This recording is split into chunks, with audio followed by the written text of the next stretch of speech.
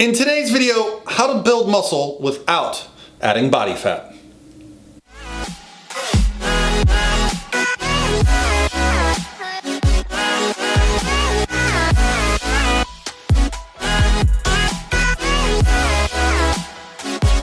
All by myself. Hey guys, what's going on? This is Paul Rebella from ProPhysique.com. In today's video, we're going to talk specifically about a few key things you need to do if you want to add muscle without adding body fat. And today's question comes from right here on my Instagram direct message. So if you'd like to send me a question on my Instagram, go send the DM. I'll screenshot it, I'll read it here, and we'll talk about some solutions. I am 6'1", 230 pounds currently. I got down to 205, but since I've changed my diet and started lifting weight, I've put on about 25 pounds, and 10 of that is muscle. I guess I'm asking, is there a way to gain muscle without gaining body fat? Thank you for the amazing question, and this is the question that I've been asking myself for, I don't even want to say how many years, but I started lifting weights at 16, and I just turned 44, so you do the math. It's a long time. But the idea of putting on muscle is something that we are all interested in when we get into this sport, when we start lifting weights, when we start really seeing our body change.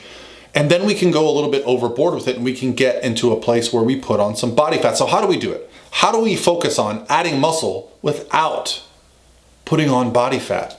I'll talk a little bit about my history as a person who's been lifting weights for a long time. And I'm going to use that as an example for how we can do this. And I'm going to give you my top 3 tips. The 3 things that you need to do to put on muscle without putting on body fat. Now, it's a lot more complex than that, but I just want to start with these 3 and then we can go from there. So the thing I want to start with, the first tip, is don't be in a rush.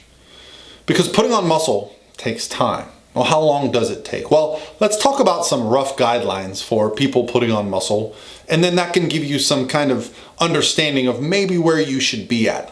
Let's talk about a first-year lifter. Now, I'm going to talk about an adult male. So it's a little bit different if you're an adolescent, a little bit younger. It's a little different if you're a female. But what can we expect as an adult male for muscle in a year, in 1 full year of lifting and eating well? Well, 10 to 20 pounds of lean body mass. That is significant, my friends. Now, if you have a history of playing sports or doing something like, baseball or maybe track, something where you're using your lower body and even your upper body, it's going to be a little bit different because you're going to have some development. But if you are completely new to sports, completely new to lifting, completely new to the response your body has to these activities, well, it can be quite significant in that first year. In fact, the first few months can be astonishing.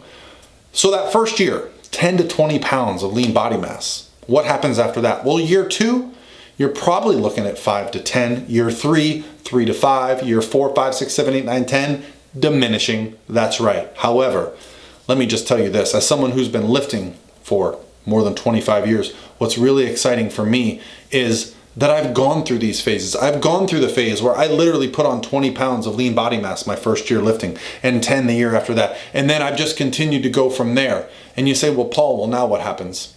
Now my weight doesn't change that much, but I fine tune things because I'm actually just putting on muscle on top of that. I'm not seeing these huge changes, but this is here to stay. The physique that I built is here to stay. Now, I'm talking about doing things naturally. Now, I don't have any issue with steroids or performance enhancing drugs, but I have no experience with them. So this is all going to be related to those that are interested in doing things drug free.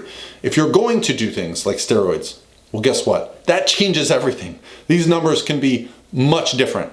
But as someone who is a natural athlete and a natural bodybuilder, taking my time was not a strong suit. You see, I was, when I graduated high school, 6'3" and 155 pounds. Now, I stand here before you around 225 pounds. Granted, I was probably a little thinner and leaner back then because all I did was run. I played a lot of baseball, a lot of basketball, a lot of volleyball, did a lot of jumping, a lot of running. So I was very, very active. So at 155 pounds, you can imagine I was rail thin. But that's where my lack of patience came from, because I just wanted to see the scale go up. I became obsessed with seeing the number go up. So don't be in a rush is because of the mistakes that I've made. It wasn't until I got to about 240 pounds in my early 20s and looked at a picture of myself and realized, wow, I went too far. I put on too much body fat. Well, why is that? Well, as fast as you can add muscle, and as a beginner, 20, maybe even 25 pounds in the first year, guess what? You can add body fat even quicker because muscle takes time. Muscle takes going to the gym, sleeping, recovering, building, and repeating that process over and over again to continue to grow. Whereas body fat, really, all it requires is taking in more calories than you're burning. And you can put on body fat very rapidly. Our bodies are fat storage machine. Our bodies see adipose tissue as fuel. You are saving fuel. You can essentially store as much as your body is capable of. In a very short amount of time, you can change your body composition for the worse. So the first thing that I said is take your time, because I've experienced. Now, if you're really just wanting to see the scale go up, I have no problem with that. I don't know if I would have had the patience in my teens and early 20s to do what I'm going to tell you to do. And that is tip number 2, and that is really focus on paying attention to what you're putting in your mouth. I think we get concerned, at least I did at an early age, that you need to be eating thousands and thousands of calories over maintenance to put on muscle, and it's just not the case. Actually, if your macronutrient ratios are set up properly, which I'm going to explain in just a second, you can probably eat at maintenance or just slightly above and add plenty of lean body mass, okay? So what are the proper macronutrient ratios? Well, first thing I would do if you're at a healthy body composition is focus on your protein being around a gram per pound of your weight. Now, does that mean it can't be a little bit higher or a little bit lower? Absolutely not. We just need to make sure we're getting enough protein to help our muscle recover. Muscle protein synthesis is a necessary process for building muscle, but our body uses protein for many other things. Whole body protein synthesis, all of our other tissues are going to use protein. So you can't really overconsume protein. So why would I not suggest more protein? Well, because I think there's more value in getting your calories from fats and carbohydrates as long as you're taking in the right totals for the day. So where should your fats be? Keeping your fats 20 to 25% of your total caloric needs is going to supply you plenty. Now, there is a threshold. I would not go below 35 or 40 grams of fat if that is within your 20 to 25%. But if you're in a building phase, you should be eating quite a bit more calories than that. Fats should be quite a bit above that, but that would be my basement threshold for the bottom end of building with fat. But the more fat you take in, you're going to do things like provide support for your hormones. You're also going to aid your digestion, and you can do some really great things with carbohydrates. Now, where would I put your carbohydrates? Well, if you know your caloric needs, if you know your maintenance needs, well, you simply fill in the rest of that with carbohydrates. I would preferentially put your carbohydrates around your training. Pre and post-workout carbohydrates are a great way to ensure that you're having great workouts and that they're getting utilized. However, once your carbohydrates get high enough, spreading them out evenly so that digestion is good is going to be great. But you don't need to see the scale flying up, okay? If you're going to put on 10 to 20 pounds of lean body mass in the first year, what does that mean? That means 2 to 3 pounds a month, seeing the scale go up. And you can pay attention to measurements. Body fat is very visible. And since you put it on very quickly, for men it's going to be very visible in things like the waistline, the lower back, the lower abdomen.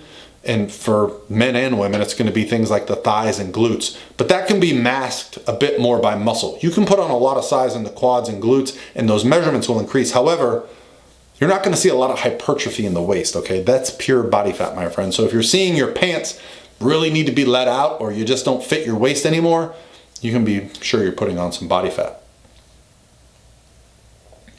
Now, finally, after you are not getting in a rush, after you are paying attention to your diet, what's next? Well, I want to talk about your overall lifestyle, okay? You need to be in a place where you're not overly stressed, that you're getting plenty of sleep, and that you're able to set yourself up to be consistent over the long time. So this is what I just call lifestyle. What is your lifestyle like? Are you getting adequate sleep? Are you able to recover? Are you in a good enough position in your life where it doesn't financially stress you to go to the gym, to eat well?